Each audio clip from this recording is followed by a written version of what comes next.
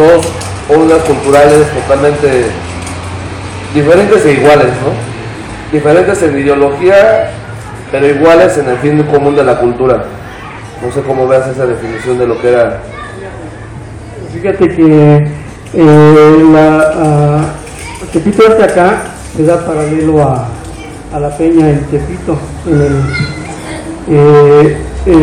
Cuando está dando el Tepito Arte acá, estábamos nosotros dando vuelo a la peña, y hubo un momento en el que nos reunimos en el 13 de Bartolomé.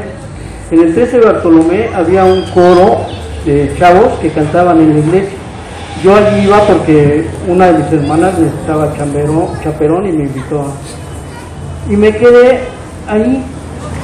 Fue cuando llegó Mauricio Castro a proponer hacer la Peña Morelos a ese grupo. El grupo se llamaba Emmaus, y donde vivían, donde se reunía el grupo, era la casa de un cuate célibe, Mario Olivares, que ya falleció. Pero allí se hacía, allí se reunía un grupo de jóvenes, hombres y mujeres, para ligar, para lo que tú quieras, ¿no?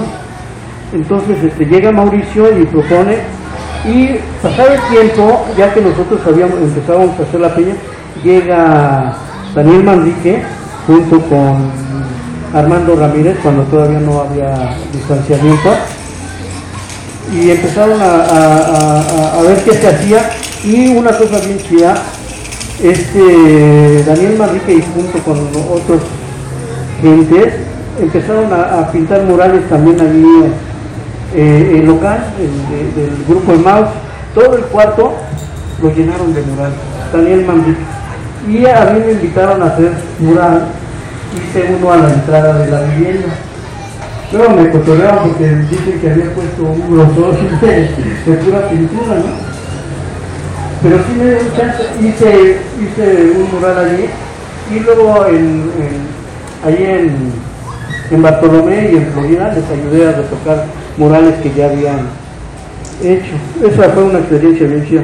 Claro que no era el Tepito de ahora, ¿no? No había los negocios que están ahora. Entonces, había murales en las calles bien chingón. O sea, es una cosa que verlo en la calle, en las fachadas de las vecindades, afuera y adentro. Hubo una vecindad muy chida en Florida de murales. Entonces también como que había una efervescencia cultural en Tepito que se mantiene hasta ahora, ¿no? Pero se dio eso, y el arte acá se vinculó a la cuestión del plan Tepito. Eso lo tiene más deslumbrado Luis. Mientras nosotros hacíamos la onda de la peña en la calle, por allí también llegó Cleta, Enrique Cisneros, y bueno, hubo, aparte del fútbol y de lo que se había en Tepito, hubo todo eso muy chido. Ahorita que comentas algo que sí, bueno, yo sigo con la curiosidad, ¿no? Más o menos, como qué edad tenías cuando empezó todo este cotorreo, cuando tú dijiste, y bueno, ¿qué pensabas, no? O sea, ¿qué hace que, por ejemplo, digo para nosotros, ¿no? Que también apenas estamos empezando algunos, ¿qué motivó? ¿Qué te motivó a decir, bueno, vamos a hacer cultura por el barrio, vamos a dejar algo al barrio, a darle algo al barrio? Fíjate que yo estaba en la secundaria cuando se da lo del 68. Yo vivía en Avenida del Trabajo, entre Peñón y Constancia.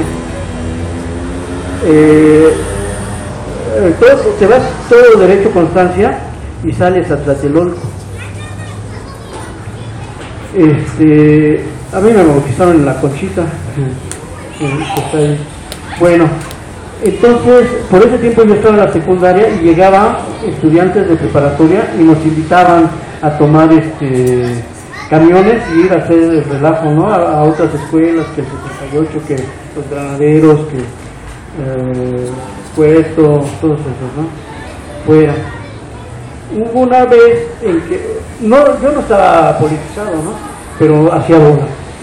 Hubo una vez en que llegan patrullas y nos rodean al camión que habíamos tomado y todos salíamos hechos la mocha, bien asustados. Por aquí, por acá nos taparon las calles. Y bueno, la fama de los granaderos era terrible. Pero la gente nos protegió, nos metió a sus viviendas, no salgan, quédense aquí quietos, nosotros los avisamos cuando vayan. Y dos chavitas, las emerieras de la Tepeyac,